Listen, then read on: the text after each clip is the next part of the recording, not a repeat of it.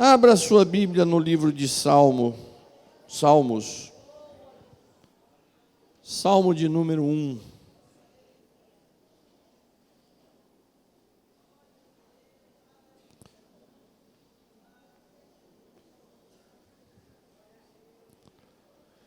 Salmo de número 1. Hoje eu terminei mais uma leitura dos Salmos de joelho. Eu gosto de ler muitos Salmos de joelho. Hoje eu terminei aqui na nossa campanha de oração, eu terminei a leitura dos Salmos.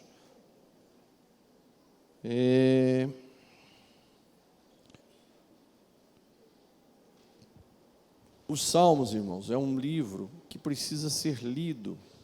Há poucos dias aqui eu ministrei sobre a importância dos Salmos, mas eu preciso me aprofundar mais nisso aqui.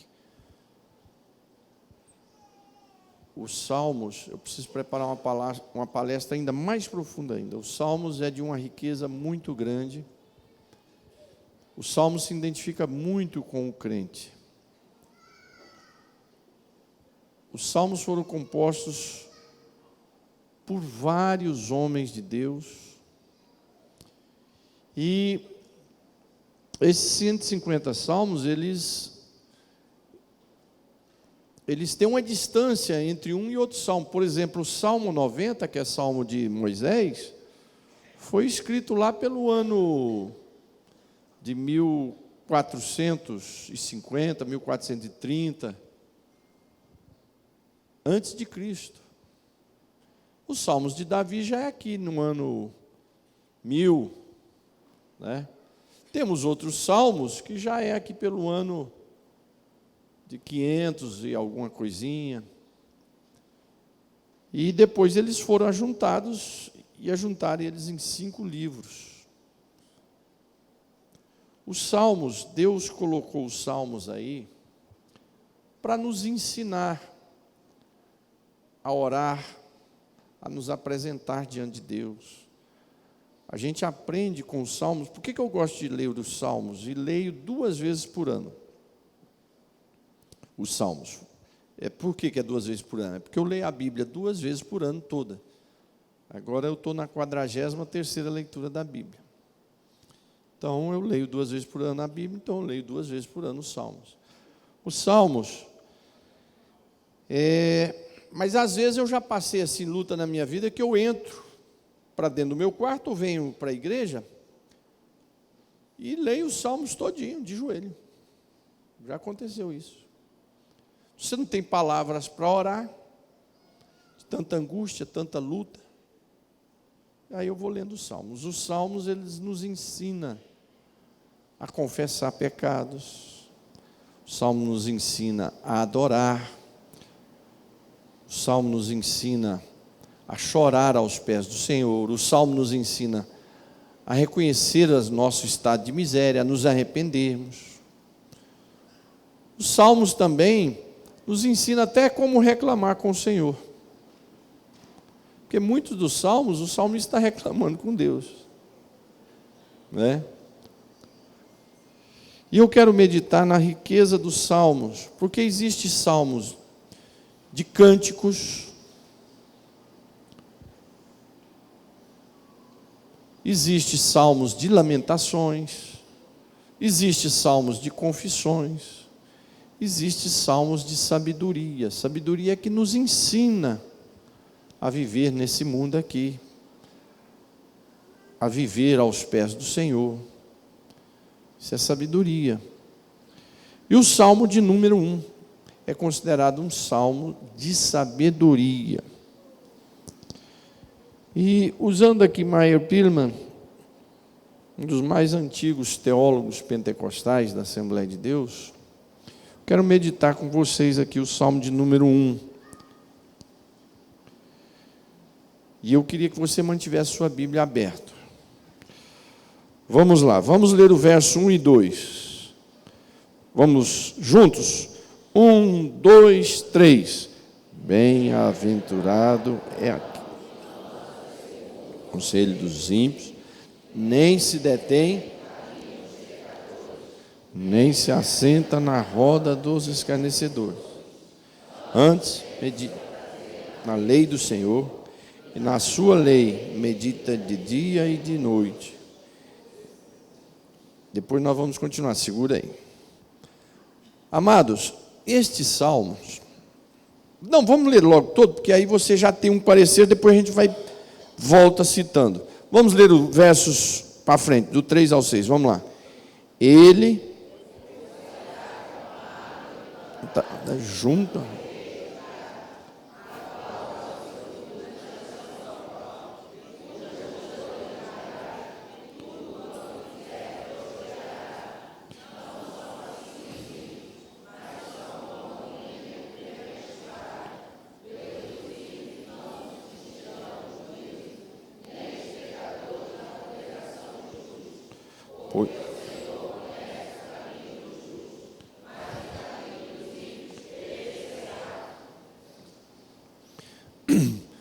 Este salmo, irmãos, ele é uma introdução da totalidade dos 150 salmos que nós temos na Bíblia. E o tema desse salmo é fundamental, porque ele mostra que Deus destinou os justos, aqueles que são fiéis a Ele, para uma vida eterna com Deus, e aos ímpios a perdição eterna.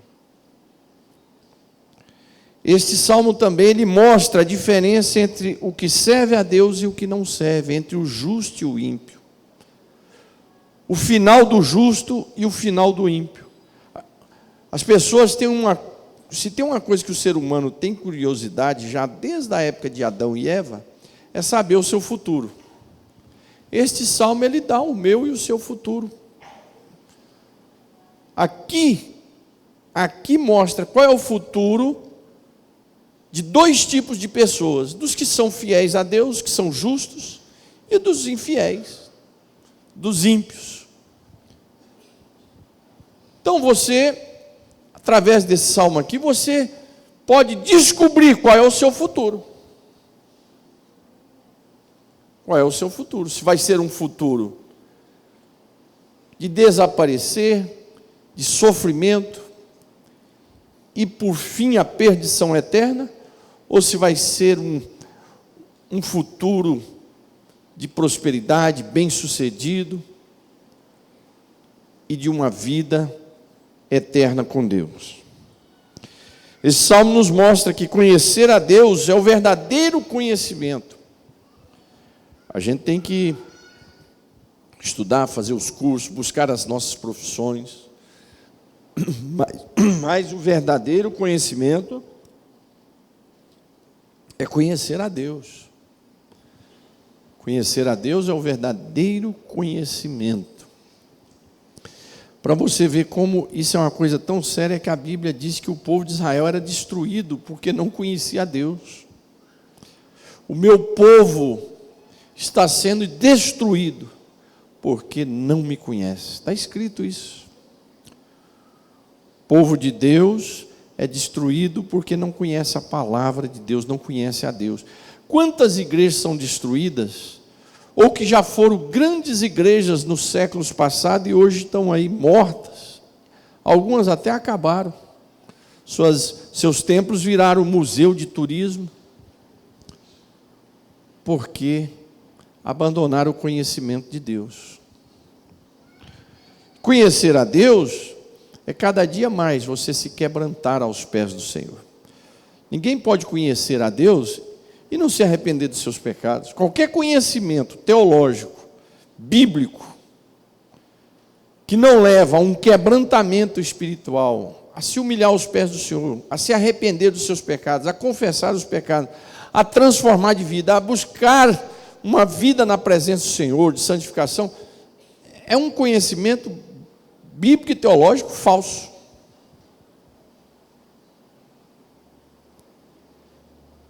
Né? Então, esse salmo nos mostra que conhecer a Deus é o verdadeiro conhecimento. Você vê pelo versículo 1: bem-aventurado é aquele que não anda no conselho dos ímpios, e não se detém no caminho dos pecadores, nem se assenta na roda dos escarnecedores. Amados, este salmo nos mostra, como eu disse, que o verdadeiro conhecimento está em Deus. A verdadeira força espiritual e a verdadeira felicidade que eu e você buscamos está em Deus, está na sua palavra. É que nós, os seres humanos, entendemos, e muitos crentes, infelizmente, que felicidade está baseado numa bênção que você recebe. Aquilo é um momento de êxtase. A verdadeira felicidade, você pode estar vivendo ela enterrando uma pessoa que você ama. Você pode estar vivendo ela passando por uma enfermidade, por lutas. Por quê? Porque a verdadeira felicidade de quem tem Deus não é um momento de êxtase, mas é um dia a dia. Eliseu, que operou tantos milagres, morreu com uma enfermidade nos pés.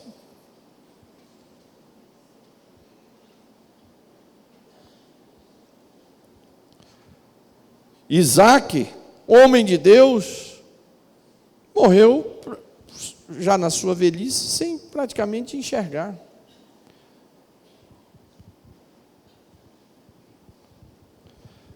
Mas eram homens cheios da felicidade de Deus. Por quê? Porque a felicidade deles não estava baseada nas bênçãos.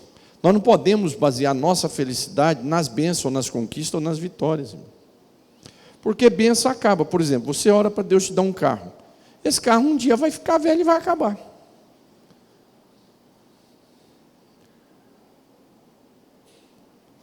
Deus te dá uma porta do emprego. Um dia você vai ter que aposentar. Deus me dá a presidência de uma igreja. Um dia eu vou ter que sair daqui. Agora, se minha felicidade for baseada só enquanto eu for pastor, é que eu estou perdido. Estou perdido.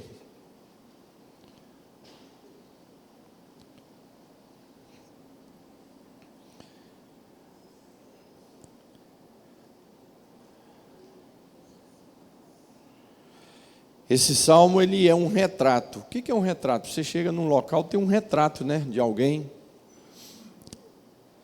de um quadro, de uma paisagem, de um artista famoso, e você fica contemplando aquilo ali. Esse salmo é um retrato do homem que Deus abençoa, da mulher que Deus abençoa. Esse salmo também é um retrato do homem e da mulher que Deus castiga pela sua impiedade. Então, nesse salmo nós temos dois retratos. Você chega numa sala e encontra um retrato de um homem e de uma mulher piedosos, que serviram ao Senhor, que foram fiéis à sua palavra e foram abençoados por Deus. Do outro lado, você tem o quadro de um homem e uma mulher que foram infiéis a Deus e o seu fim é trágico. É o que esse salmo nos passa. E eu espero que eu e você venhamos guardar esse salmo para o resto da nossa vida e todas as vezes que nós passarmos por ele, venhamos lembrar dessa noite aqui nessa meditação. Bem-aventurado o homem. Começa dizendo, bem-aventurado. Essa palavra é interessante porque Jesus fala muito sobre bem-aventurança, né? Inclusive tem o Sermão da Montanha, que ele trabalha os 12 primeiros versículos dizendo, bem-aventurado, bem-aventurado, bem-aventurado, bem-aventurado. Conforme está lá em Mateus, de 5 a 11, né? O que é essa palavra bem-aventurado? É quão grande a felicidade do homem. Bem-aventurado é um homem que recebe uma felicidade da parte de Deus incomparável. E essa felicidade aqui não é resultado de uma conquista, de uma bênção que recebeu. Mas essa felicidade aqui é resultado de uma vida de comunhão com Deus, de dependência de Deus e de fidelidade a Deus. E essa palavra bem-aventurada, ela está aqui, é no plural do seu hebraico. É o mesmo que dizer quando recebemos bênção de Deus, mas mais do que isso, quando recebemos muitas bênçãos. Palavra bem-aventurada é muita felicidade, é muitas bênçãos. Se alguém te perguntar um dia, o que quer dizer a palavra bem-aventurado? Você diz, olha, é uma pessoa que é muito feliz, é uma pessoa que recebe muitas e muitas bênçãos de Deus. Isso é a palavra bem-aventurado. Uma pergunta óbvia, mas vou te perguntar para nós alegrarmos o coração do nosso Deus. Quantos querem ser bem-aventurados aqui? Pelo nosso Deus. Tem um caminho para isso. Poxa, pastor, tem um caminho para mim ser um bem-aventurado? Tem um caminho para mim receber essa felicidade enorme? Tem um caminho para mim receber muitas bênçãos? Tem. E esse salmo nos dá esse caminho, né? O homem que recebe essas bênçãos, e aí ele começa dizendo o que ele não faz. Espera aí, o que eu preciso fazer para ser feliz, ser bem-aventurado, ser muito abençoado?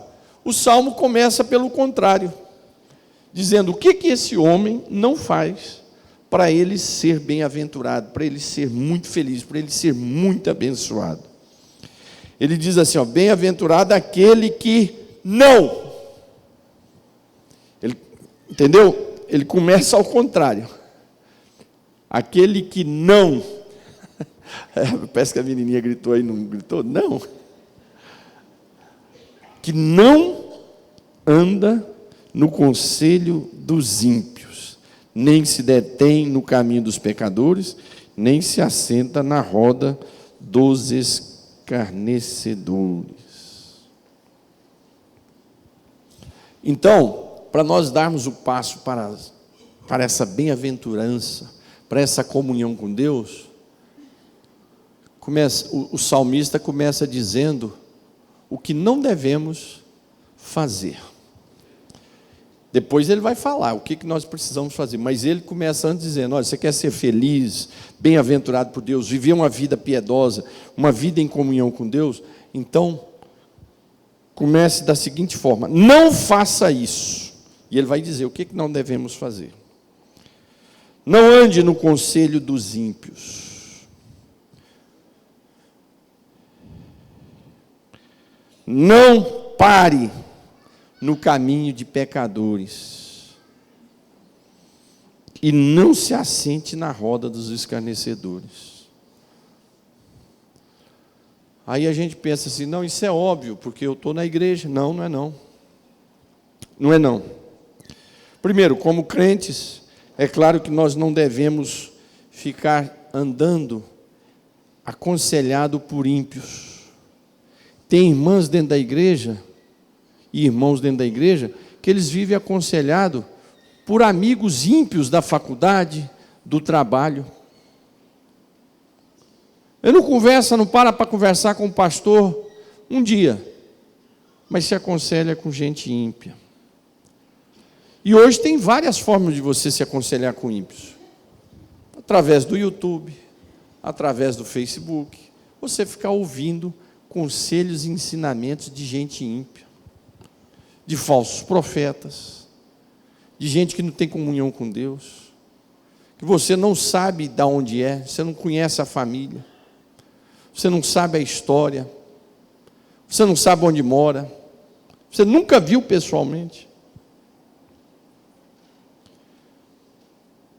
É não viver no conselho de ímpios, é não se deter no caminho de pecadores.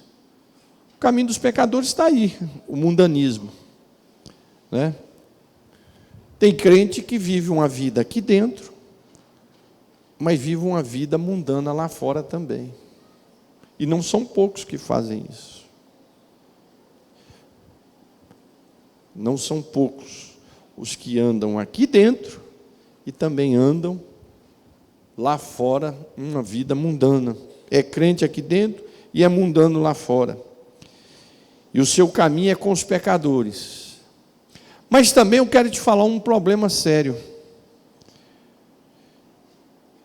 Não se assenta na roda dos escarnecedores. A gente entende por roda de escarnecedor quando você vê um boteco. Aí está lá uma turma sambando, não sei o quê, aí a gente de cara, aquilo ali é a roda dos escarnecedores. Também, pode ser, também. Mas existe roda de escarnecedor aqui dentro. Existe caminho de pecadores aqui dentro. Existe conselho de ímpios aqui dentro. Mas como, pastor? Ora, deixa eu te falar aqui. Você conhece algum crente da sua congregação, ou que você conhece aqui no campo, que o conselho dele é falar mal do dirigente da igreja, do irmão fulano, da irmã ciclana? Esse é um conselheiro ímpio. Ele nunca te dá uma palavra de ânimo para você estar na casa do Senhor, na igreja. Sempre ele vai falar para você o contrário. Sempre a palavra dele é de desânimo.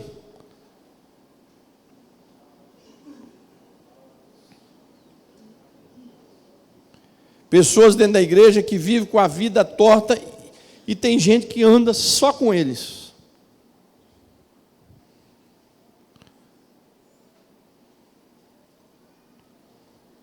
Você vê uma pessoa com a vida torta dentro da igreja, aí se junta aquela pessoa. E roda de escarnecedor, são os fofoqueiros que tem dentro da igreja. Isso é roda de escarnecedor, que se juntam nas suas casas para ficar difamando a igreja, pastores, esposos de pastor, irmãs da juventude, irmãos da juventude, da CIB, dos varões. Eles se juntam para difamar a própria família de Deus, que ele se julga pertencer. Rodas de escarnecedores. Antigamente, graças a Deus, Deus acabou com a roda de escarnecedor que tinha dentro da Assembleia de Deus. Eram umas reuniões antigas de obreiros, de ministério, que colocava as pessoas, rodeava assim de obreiros, não podia ninguém entrar. E aí, quem tinha pecado para resolver, aí vinha para uma roda, ficava os pastores, aí sentava numa cadeira aqui, tinha que falar aqui para todo mundo o que ele tinha cometido. Casais que tinham que sentar para confessar diante de tudo o que eles tinham feito errado. E todo mundo tinha que ouvir. Moças que tinham que sentar para um bando de homens, porque naquela época o ministério era só composto de homens, e aí a moça tinha que falar em detalhes os pecados delas. Isso é, como dizia alguém, uma verdadeira masturbação psicológica. Um absurdo. Isso é roda de escarnecedor. Isso é roda de escarnecedor. Vocês acham que Deus quer isso com uma crente, com uma serva de Deus, que caiu em pecado, que ela vem ficar numa roda aqui, falando em detalhe para uma multidão de gente ouvir? Deus me livre. Nosso Deus é um Deus de amor, de misericórdia, de compaixão. É um Deus de restauração. A sabedoria está com Ele. Isso é uma atitude sábia? Não é. Não é? Então, aqui fala sobre esses detalhes. A pessoa, o perigo de você andar com ímpio, você que é crente, começar uma intimidade com uma pessoa ímpia, você que é uma irmã, começa uma intimidade com uma moça, uma pessoa lá na sua faculdade, lá na sua escola, lá no seu trabalho, daqui a pouco você vai parar na roda dos escarnecedores e você vai parar no caminho dos pecadores. Você que é um servo de Deus, um jovem, um irmão da igreja, você começa a criar intimidade, não é, você tem que ser amigo, colega de todo mundo, mas você não pode criar intimidade com ímpio. E você tem que ser colega dele, é para levar o evangelho, não é para ele te desviar. Então aí começa, não rapaz, vamos aqui, e começa uma intimidade ali, nesse bate-papo. Não, hoje nós vamos, ó, tem uma festinha ali, vamos ali. Da mesma forma para pessoas. Eu, como pastor, nesses 23 anos, o que eu já ouvi de casos, tanto do lado masculino como do lado feminino, são dezenas e dezenas. Pastor, perdi meu marido, o que foi? Ele arranjou um emprego, e lá no emprego ele começou a sair com os amigos, e era uma pessoa fervorosa aqui dentro da igreja, e aí com os amigos foi para o boteco, do boteco foi para os prostíbulos, e aí acabou. Da mesma forma já ouvi em relação a irmãs. Era serva de Deus, com seu marido servindo na igreja, e aí cria intimidade com a mulher ímpia, aí aquela ímpia chama para uma festinha, vai escondido, e aí vai se alastrando, daqui a pouco chega o divórcio. E desvia, sai da casa de Deus. Isso eu estou falando para vocês que, como pastor nesses 23 anos, presidente, tenho tratado disso. Isso que a gente fica sabendo, e o que não fica. Então, o cuidado de sair de perto disso, né? Temos que ser fiéis a Deus naquilo que faz. Aí, a primeira recomendação é o que não devemos fazer para sermos bem-aventurados. É não andar no conselho dos ímpios, no caminho dos pecadores, e nem da roda dos escarnecedores. Se você encontra uma roda de rebelde no meio da igreja, sai de perto. Se você encontra uma roda de fofoqueiro no meio da igreja, sai de perto. Ah, pastor, mas na igreja só tem fofoqueiro. Peraí, não. O problema está em você. Então é você que é um imã para fofoqueiro. Porque eu tenho aqui eu sou amigo aqui dos irmãos, não convivo com fofoqueiro aqui não.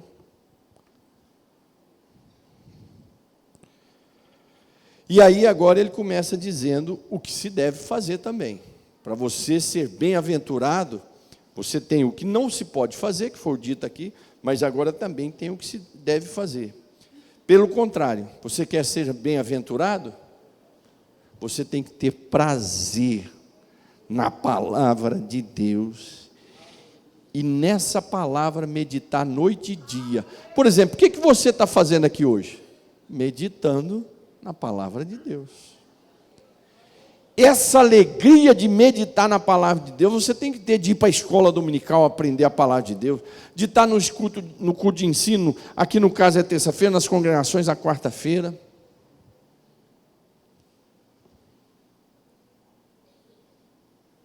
Amar a palavra de Deus. Você pessoalmente ter a sua leitura constante da palavra de Deus. Ah, eu não tenho tempo. Não, senhor. O tempo é você que organiza ele. O tempo não pode mandar em você, é você que manda no tempo.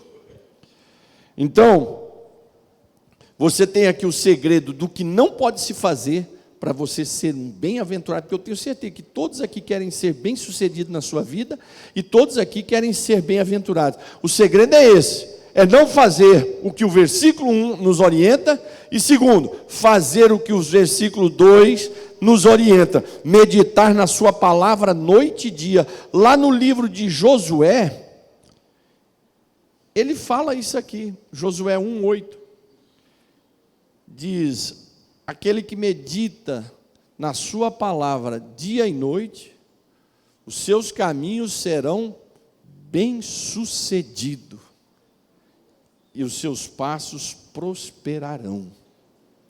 Bem-sucedido e prosperarão.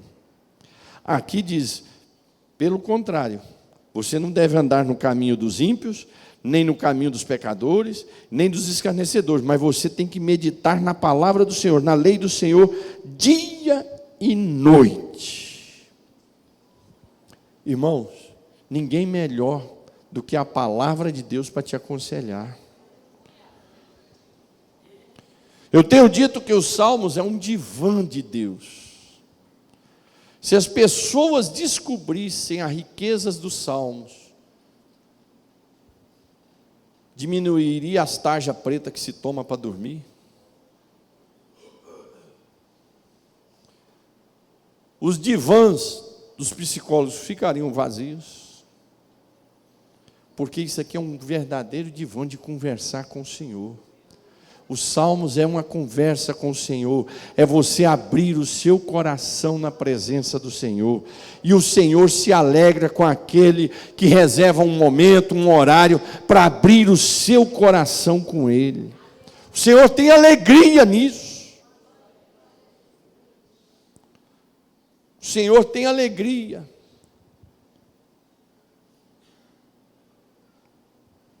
O Senhor não se cansa de nos ouvir. Você pode cansar de me ouvir, eu posso cansar, às vezes, de te aconselhar, mas o Senhor nunca se cansa de atender e de ouvir um servo, uma serva sua que o procura. Ele não se cansa. Tem dia que eu estou cansado, tem irmãos, pastor, eu preciso falar contigo. Não tem condição. Mas o Senhor não, Ele tem alegria quando uma irmã, um irmão, alguém quer falar com Ele, abrir o seu coração, expor o seu coração, clamar a sua misericórdia, conversar com Ele. Ele tem prazer em atender, Ele tem prazer em ouvir. E com detalhe, eu na maioria das vezes não vou resolver o seu problema, mas o Senhor resolve os nossos problemas. Ele resolve. Na sua lei medita dia e noite. Então,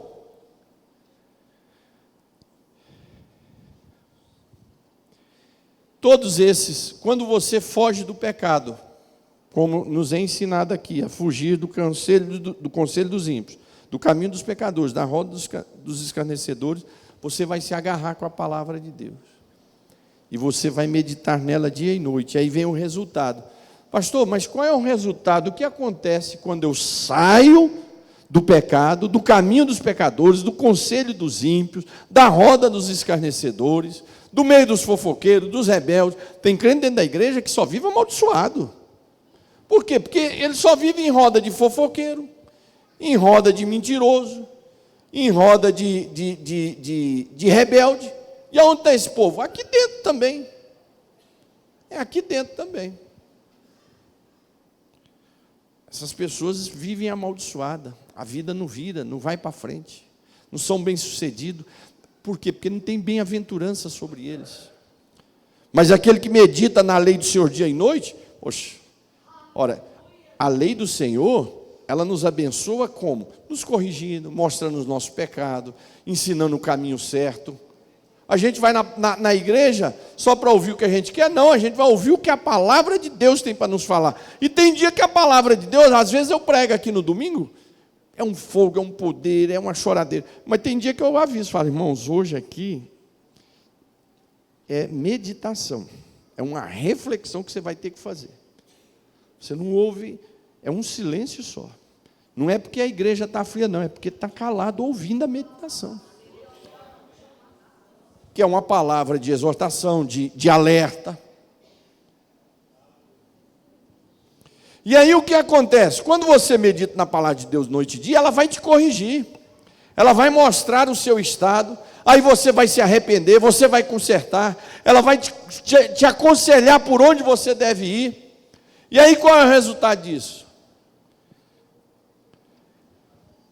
Esse que assim faz, não anda lá no conselho dos ímpios, do caminho dos pecadores, foge da roda dos escarnecedores, mas medita na lei do Senhor, esse vai ser como uma árvore.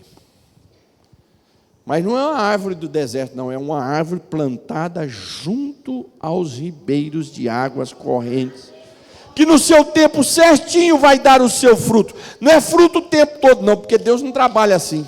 É na hora certa vai dar o seu fruto. É na estação certa vai dar a sua folhagem. E não vai murchar as suas folhas. E não vai estragar o seu fruto. Por quê? Porque ele saiu do caminho dos ímpios, se apegou à palavra do Senhor, foi orientado pelo Senhor, é orientado pelo Senhor, aí ele começa a ser como uma árvore. Uma árvore que dá fruto, uma árvore que as folhas estão verdes. Você tem uma época da estação que as árvores ficam tudo sequinhas, sem folha. Não é isso?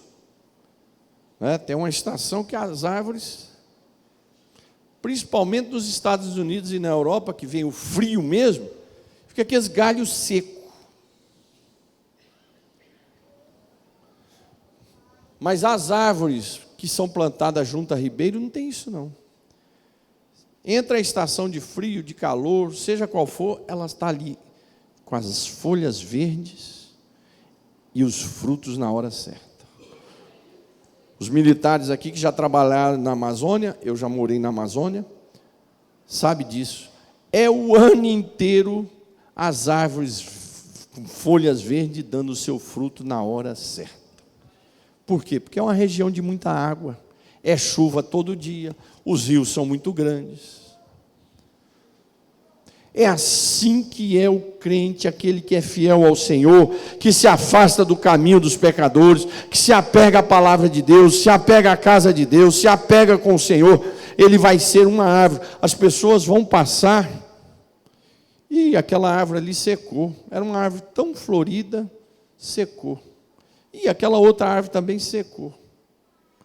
Mas aquela ali permanece verde e dando fruto na sua estação certa. Mas por quê? Porque ele está plantado junto a ribeiros. Ele fugiu do caminho dos pecadores, da roda dos escarnecedores, se apegou com a lei do Senhor, com a palavra de Deus, com a casa de Deus.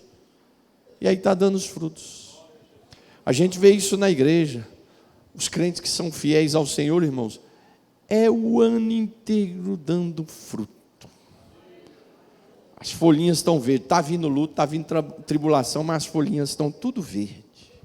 Está vindo luto, está vindo tribulação, mas está ali dando fruto. E outros crentes dentro da igreja vai secando, que é um negócio. Seca, que é um negócio. Alguns, o agricultor chega e diz: olha, isso aí não dá mais nada, arranca e joga no fogo. Como está lá a parábola de Jesus. Tem árvore que Jesus diz: arranca e joga no fogo, porque não dá mais fruto. Olha isso. Então existe árvore que fica dando fruto o ano inteiro, folhas verdes o ano inteiro, mas tem árvore que Jesus diz: olha, essa aqui não dá mais fruto. Arranca e joga no fogo. Olha isso.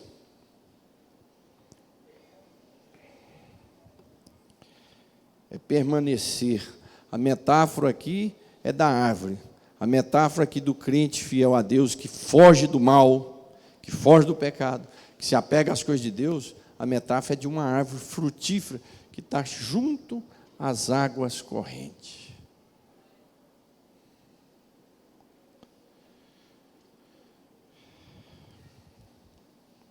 Vamos lá, para terminarmos. E aí diz assim: são árvores, né, junto às correntes de água, que devido dar seu fruto no seu tempo certo, cuja folhagem não murcha. E tudo que ele faz, diz o texto aqui, o texto aí diz, prosperará. No meu diz, tudo que faz será bem sucedido. Tudo que faz será bem sucedido. Aquele que se afasta do mal, que se afasta do pecado, aquele que se apega com Deus, tudo que ele faz, ele é bem sucedido. José estava lá com seus pais, era abençoado. Foi vendido pelos seus irmãos, chegou no Egito como escravo, foi abençoado. Mandaram ele para a cadeia de inveja, lá ele foi abençoado. Da cadeia ele saiu para virar governador do Egito, abençoou o Egito e todas as terras daquela época, ainda abençoou seu pai, os seus irmãos e a sua família. Por quê? Porque era uma árvore frutífera. Será bem sucedido. Quer dizer, José, aonde ele colocava o pé, ele era bem sucedido. Era na tribulação, era bem sucedido. Era na hora da luta, era bem sucedido. Era na hora da perseguição, era bem sucedido. Não é que o crente que se apega ao Senhor, que se afasta do pecado, ele não vai passar luta, não vai chorar, não vai ter dificuldade, não. Ele vai passar por tudo isso, mas aonde ele passar, vai ser bem sucedido. Se é perseguido pelos irmãos, será bem sucedido. Se chega lá na casa do ímpio, será bem sucedido. Se é enviado para a cadeia, vai ser bem sucedido. Sai dali, vai ser bem sucedido. Por quê? Porque é fiel ao Senhor, é fiel ao Senhor. Mas aí tem o outro quadro, do ímpio. Se aqui tem a metáfora do fiel ao Senhor, é uma árvore plantada junto a ribeiro, tem uma metáfora também do ímpio. Como é que é o ímpio? É uma árvore? Não. Não, não. Se o crente, servo de Deus fiel, ele é uma árvore frutífera, o crente infiel, o ímpio, ele não é árvore, ele é uma palha. Misericórdia. Palha que o vento dispersa e espalha. Então aqui tem um quadro, uma metáfora daquele que é fiel a Deus, justo, que ama ao Senhor. É uma árvore frutífera. Aqui tem uma metáfora do crente infiel, do ímpio. É uma palha. Qual é a foto aí? Uma palha e um vento soprando. Na árvore vem a chuva, vem a tempestade, continua a árvore. A palha vem a luta, vem o vento, vem a tempestade, sopra.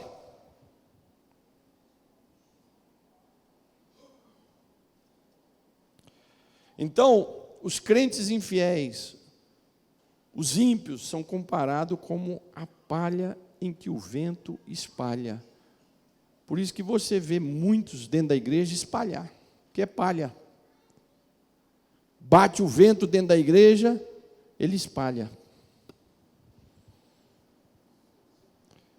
Os ímpios não são assim, são, porém, como a palha que o vento espalha. Por isso, os ímpios não vão prevalecer no juízo. Por quê, irmão? Vai ter um juízo. Eu sempre falo isso aqui nesse púlpito. Irmãos, hoje eu fico observando, tem um monte de pastores que não tem medo que um dia vai ter juízo. Tem um monte de crentes dentro da igreja, obreiros, irmãs e irmãos, que não sabem que um dia vai ter um juízo. Vai ter um juízo. Vai ter um dia um trono onde o Senhor vai se assentar e vai ter um julgamento e vai ter um juízo. E com resultado.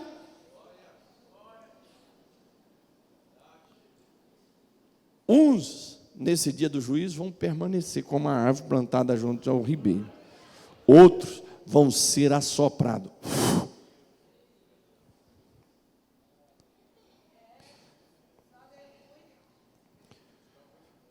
Por isso os ímpios não prevalecerão no juízo, nem os pecadores na congregação dos justos. Olha aí. Pois o Senhor conhece o caminho dos justos, mas o caminho dos ímpios perecerá. E aí vem a metáfora final aqui, de árvore plantada junto a ribeiro, do crente que foge do pecado, que se afasta do ímpio, da iniquidade, que se apega à casa do Senhor, à lei do Senhor, uma vida piedosa. E aí vem a metáfora do ímpio, ele é uma palha que se espalha com o vento, bate um vento, ele espalha. E aí vem uma metáfora final, uma fotografia final, do fim do ímpio, que é uma palha, e do fim do crente fiel, que é uma árvore frutífera. Qual é o resultado? Os ímpios não prevalecerão no juízo. Consequentemente, está dizendo que os justos vão prevalecer no juízo. Vai vir o juízo, ele vai permanecer. E aí diz assim, os pecadores também não vão permanecer na congregação dos justos, eles vão se espalhar, sumir. Pois o Senhor conhece o caminho dos justos. Olha, irmãos, o Senhor conhece o caminho daqueles que são fiéis a Ele. O Senhor, se você é fiel ao Senhor, o Senhor conhece os seus passos, os seus caminhos. Isso é maravilhoso. Aí diz, o caminho do ímpio perecerá, quer dizer, vai ter um fim. Vai acabar, vai ficar ruim. Mas o Senhor conhece o caminho do justo. O caminho do justo é dando sempre fruto. Vai passar pelo juízo. Vai ser vitorioso. Vai ser bem-sucedido. Irmãos, se você é fiel ao Senhor, os seus passos vão permanecer. Você vai ser bem-sucedido. Firma aí com Jesus. Deixa as lutas virem à esquerda e à direita, fica firme aí que você é árvore plantada junto a ribeiro, continue com as suas folhas verdes, continue dando o seu fruto, continue firmado na lei do Senhor, na palavra do Senhor. Mas se você é um ímpio, você vai ser espalhado como a palha. O Espírito de Deus vai soprar, aí espalha. Mas se você é fiel ao Senhor, o Senhor conhece o seu caminho. E nesse caminho, Ele vai com você até o fim. Vamos ficar de pé?